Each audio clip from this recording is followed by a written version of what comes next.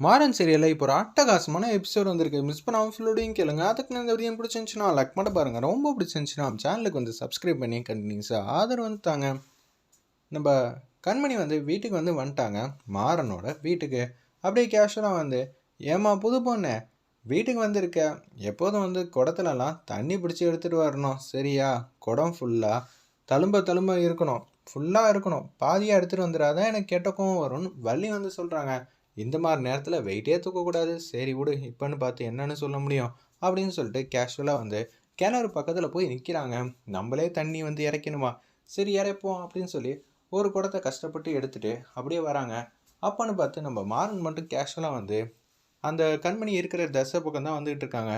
அண்ணி என்ன நீ இவ்வளோ பெரிய வெயிட்லாம் நீங்கள் தூக்குறீங்க, நீங்கள் எங்கள் வீட்டுக்கு வந்ததுக்கு அப்புறமேட்டுக்கு நாங்கள் தான் உங்களுக்கு வேலை செய்யணும்னு சொல்லி மாறன் வந்து அன்பா பாசமாக தான் கொடுங்க நீன்னு சொல்லி அந்த குடத்துல வந்து கை வச்சு இந்த பக்கம் இழுக்க பார்க்குறாங்க. வேணாம் விடுன்னு சொல்லி கண்மணி வந்து முறைக்கிறாங்க. என்ன நீ, நமக்குள்ள 1000 விஷயம் இருக்கலாம், ஆனால் வெயிட்டை தூக்கிட்டு இது மாதிரிலாம் வராதிங்க. இங்கே எத்தனை வாடி தெரியுமா தண்ணி குடத்தோடு தூக்கிட்டு வரப்ப ஸ்லிப் ஆகி கீழே விழுந்திருக்கோம், அடிபட்டுற போகுதுங்கிற மாதிரி அன்பு பாசத்தில் தான் மாறன் வந்து பேசுகிறாங்க. விடுவின்னு 4-5 வாட்டி சொல்கிறாங்க. அப்பன்னு பார்த்து கண்மணி வந்து கையெடுத்தோன்னே குடம் வந்து கீழே வந்துருச்சு. முதல்ல இந்த வீட்டில் வந்து குடம் தண்ணி எடுத்துகிட்டு வந்து உள்ளே வைக்கணும்னு சொன்னாங்க, அதில் மண்ணள்ளி போட்டிடான்னு சொல்லி கன்னத்திலேயே பொழிச்சுன்னு அடிக்கிறாங்க. ஒரு பக்கம் ஆப்போசிட்டில் நம்ம ராகவன் வந்து ஏதோ வாசலில் வந்து சத்தம் கேட்குதுன்னு சொல்லிட்டு அந்த இடத்துல வந்து நிற்கிறாங்க. என்னடா இவங்க 2 பேர் பஞ்சாயத்து எப்போ தான் தீருங்கிற மாதிரி வள்ளி வந்து ராகவன்கிட்ட கேட்கும்போது தான் ராகவன் கண் முன்னாடியே வள்ளி கண் முன்னாடியே நம்ம மாறனை போட்டு அடிச்சிருக்காங்க.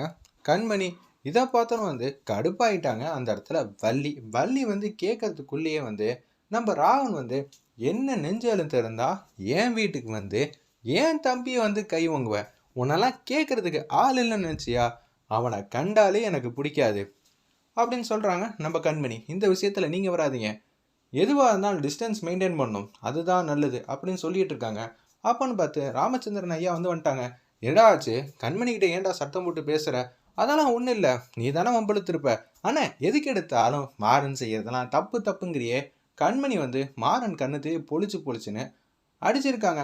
அவன் என்ன தப்பு பண்ணான்னு தெரியலையே, வெயிட்டை தூக்கிட்டு வராதன்னு சொல்லி குடம் தண்ணி வந்து அவன் பிடிச்சி இழுக்கும்போது கீழே வந்து விழுந்துருச்சு. அவன் அன்பு பாசத்தில் அண்ணிங்கிற உரிமையில தான் வந்து இது மாதிரி கேட்டிருக்கான். அதுக்கு போய் வந்து கன்னத்திலே அடிச்சலாம் ரொம்ப தப்புன, நீ எப்போதும் அந்த குடும்பத்துக்கு சப்போர்ட்டிவாக தானே இருப்ப அப்படின்னு சொல்லும்போது நான் இந்த விஷயத்தில் தலையிடவே இல்லை. புருஷனுக்கும் பொண்டாட்டியும்குள்ள 1000 விஷயம் இருக்கும், இதில் 3வது மனுஷன் தலையிடக்கூடாது, பெத்த அப்பனா இருந்தாலும் தலையிடக்கூடாதுங்கிற மாதிரி அந்த இடத்துல ராமச்சந்திரன் வந்து ஓரமாக வந்து நிற்கிறாப்புல. இப்போ என்ன பண்ணணுங்கிறீங்க அப்படின்னு சொல்லி கண்மணி வந்து கண்ணை பெருசாக்கி ராவனை வந்து மிரட்டுற மாதிரி கேட்குறாங்க. ராகனுக்கு வந்து சீப்பாருங்க கோவம், உன்ன மாதிரி எனக்கு கை நீட்டுறதுக்கு எவ்வளோ நேரம் ஆகும், மரியாதையாக நடந்துக்க இந்த வீட்டில் இருக்கும்போதே.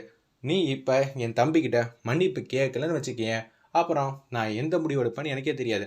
மன்னிப்பா, அதுவும் ஓன் தம்பி முன்னாடியா, அவன் முன்னாடியெல்லாம் நான் மன்னிக்கவே முடியாது, நான் எதுக்கு மன்னிப்பு கேட்கணும் அப்படின்னு சொல்லி உச்சகட்ட கோபத்தில் வந்து பேசுகிறாங்க நம்ம கண்மணி அந்த இடத்துல. அப்பன்னு பார்த்து கடுப்பாயிட்டாங்க நம்ம ராகவன். மன்னிப்பு கேட்க மாட்டேன், நீ மட்டும் மன்னிப்பு கேட்காம இருந்தேன்னு வச்சுக்கேன், இந்த வீட்லேயே உன்னால் இருக்க முடியாது, வெளியில் போடி, நீயும் வேணாம் எனக்கு வாழ்க்கையும் வேணாம், நான் உன்னை இந்த வீட்லேயே வந்து சேர்த்துக்க மாட்டேன்னு சொல்லி அந்த இடத்துல வந்து தூள் கலப்புறாங்க நம்ம ராகவன். அச்சச்சோ, இப்போ நம்ம வீட்டை விட்டு வெளியே போயிட்டா இன்னும் 1 மாதத்தில் வந்து நம்ம வயிறு பெருசாகிடும். அப்படி இருக்கிற சுச்சுவேஷனில் இது தெளிவாகவே தெரிஞ்சிடும் இந்த குழந்தை ராஜேஷோட குழந்தைன்னு. என்னடா பண்ணுறது கடவுளே, இது என்னப்பா சத்திய சோதனை, இந்த வீட்டில் இருக்கணும்னா மன்னிப்பு கேட்டால் தான் உண்டா, இப்போ இவங்கிட்டலாம் மன்னிப்பு கேட்கணுமான்னு நம்ம கண்மணி வந்து யோசிக்கிறாங்க. வெயிட் பண்ணி பார்ப்போம்.